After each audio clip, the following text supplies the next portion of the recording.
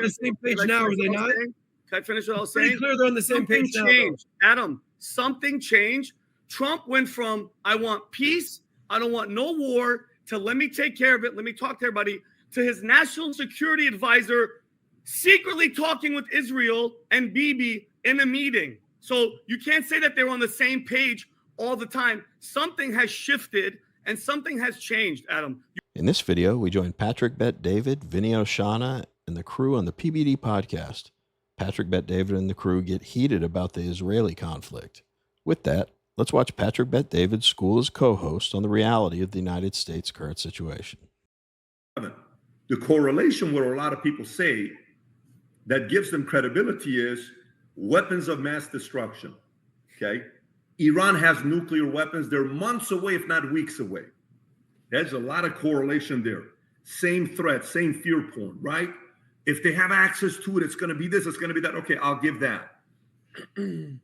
But does that mean we're going to go there and send troops?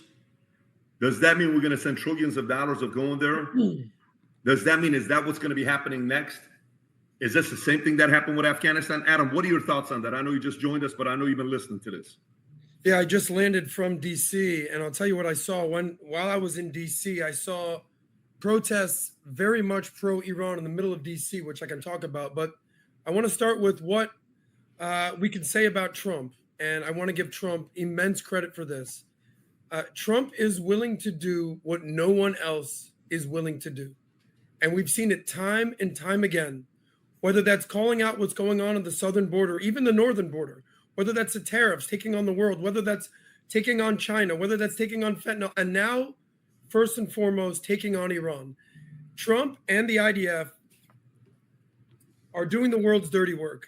And you'll notice one thing. It's easy to see what the Ayatollah has to say, but where are the allies of Iran at this point? Who's speaking out in the Ayatollah's favor? Is Saudi? Is Syria? Is Lebanon? Is anybody in the Middle East basically saying, hey, no, don't do this? Because here's what I know. Trump just did a full-on Middle East peace tour. Went to Saudi, went to the Emirates, went to Qatar, and he had these exact conversations. What will the world look like without a nuclear Iran? And he got feedback. And he conveniently did not visit Israel. Let's put one thing to rest. To anyone who thinks that the United States and Israel are not completely on the same page, you're living in a fantasy land. So for all the people that said that Trump and Bibi had beef, well, maybe he was just playing you and so was Netanyahu. It's pretty clear the United States and Israel are on completely the same page. It's pretty clear that Trump, when he said a million different times on the campaign trail, Iran will not have a nuclear weapon. So it turns out Iran, all your threats, death to America, death to Israel, death to England, death to the infidel, turns out all these threats, you know what's worse than threats, Ayatollah? Action. And what Trump did was take action, and I'm sure it was not easy to do. And he was commiserating, thinking, you thank God, whatever it was.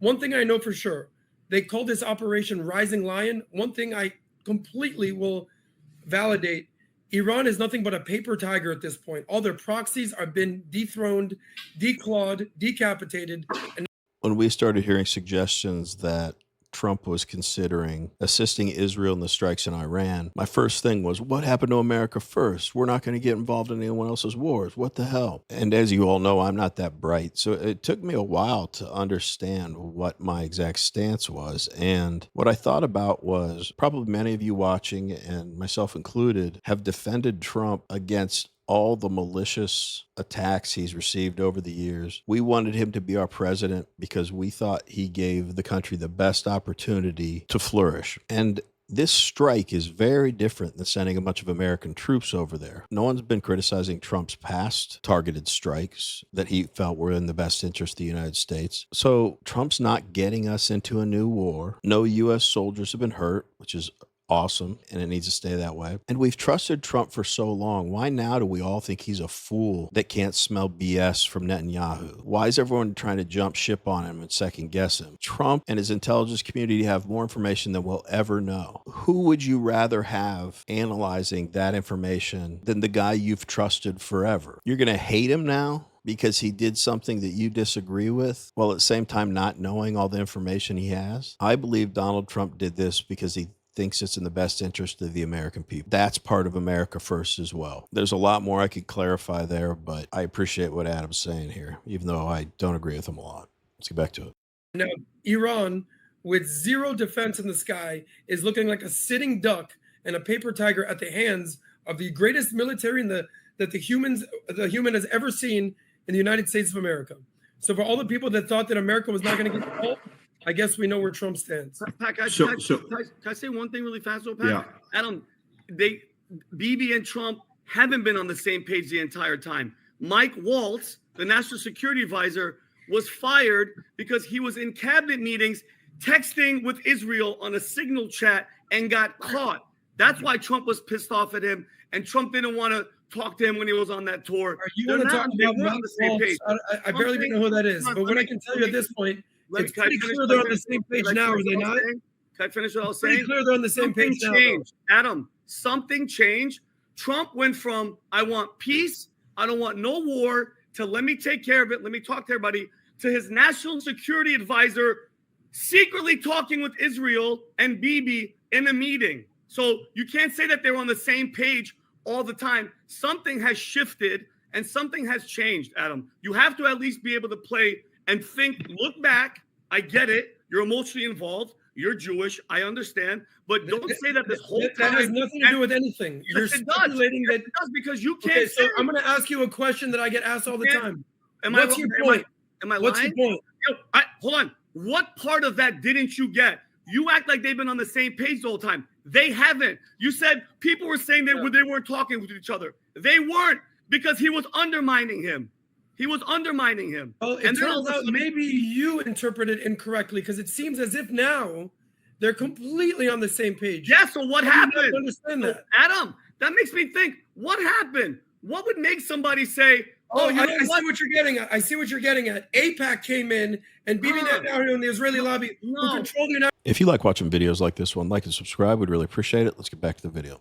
States convinced Trump what to do. Adam, I don't believe in that conspiracy. I don't believe every congressman has an AIPAC handler. I don't believe that. I didn't say that. What are you saying? I didn't say that. No. I was just correcting you. That's all I said, because you said they. So let me do this, Vinny. Adam, let me do this. Vinny, let me ask you a question with Waltz. So none of us know what it is to be a U.S. president. Is that fair? 100%. None of us have access to the information that they have, right? Yes. Is it fair to say that even with the team that he puts together, he doesn't know who's who? Meaning, some of the jobs you gave to a person could have been a favor. It could have been like, hey, if I get this, you get this. That's kind of how this works, right? There's conversations that happens in politics. And then very quickly you learn, no, that guy's not on our team. And you fire him, okay? Yes. Whether it's Waltz or when you say to Tulsi, which is what he said. Look, it's his job. He won this. He's the guy that put his life on the line. He gets to make these calls. I fully agree with what Patrick Bet-David's saying there. I think he referenced something I think I already said, that we don't know not only the intelligence that Trump has on the situation, but we don't know what it's like to be president of the United States. We don't know how many different directions he's being pulled in. And ultimately, he's the one who's got to make the decision. So I think for a guy that the vast majority of conservatives have loved and fought for a long time, using Vinny as an example, to assume that there's some big scandal and his evidence is that Trump changed his mind. I'm not saying he's wrong even. Maybe history will show that Trump completely got played by Netanyahu, because I, just like them, don't know all the facts. But it's crazy to me to just jump to that conclusion with so little information, when I think it's reasonable for your default to be, if Trump made that decision, I don't agree with it, but he's smart, he's a good negotiator, he can read people, he's decisive, and I don't think he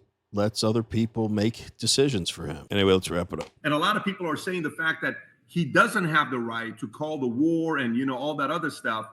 And there is a response to it through Grok, ChatGPT, a lot of different stuff. Does the president have the right to do what he did? The president has authority as commander-in-chief to launch targeted strikes without congressional approval, particularly for urgent threats under Article 2, Section 2. Historical examples include Clinton's 1999 Serbia strikes, Obama's 2011 Libya campaign, and Trump's 2020 Soleimani strike. However, Article 1, Section 8 gives Congress war declaration power, implying oversight for major action, which is what Nancy May said 2 days ago when we were talking, saying they have to go through us, but no president in the past has ever used it. They don't even look at it. They just kind of go past it, right? The war power resolution requires congressional notification within 48 hours and limits engagement to 60 days without approval. Significant strikes like a hypothetical Iranian nuclear side attack, like risk escalation and legal scrutiny if prolonged. The issue remains contentious, balancing executive flexibility with congressional checks. You think Trump's going to go tell Congress, hey, we're about to attack? We want to hear from you. What did you guys think about this conversation about the Israel-Iran conflict? Let us know in the comments. Anyway, as always, really appreciate you watching, and we will see you in the next one.